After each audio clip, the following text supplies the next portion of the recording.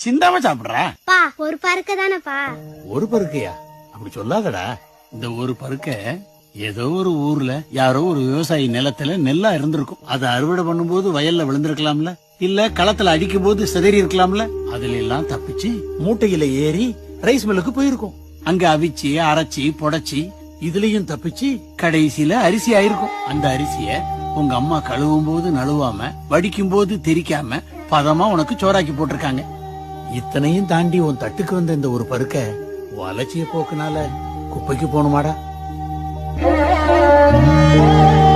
சிந்தாம சாப்பிடுறா. பா ஒரு பருக்க தானப்பா. ஒரு பருக்கையா? அப்படி சொல்லாதடா.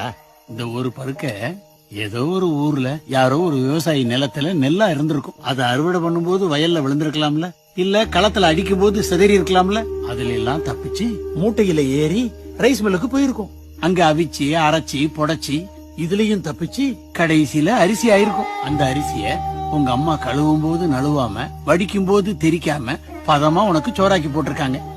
இத்தனையும் தாண்டி உன் தட்டுக்கு வந்த இந்த ஒரு பருக்க வளர்ச்சிய போக்குனால குப்பைக்கு போகணுமாடா?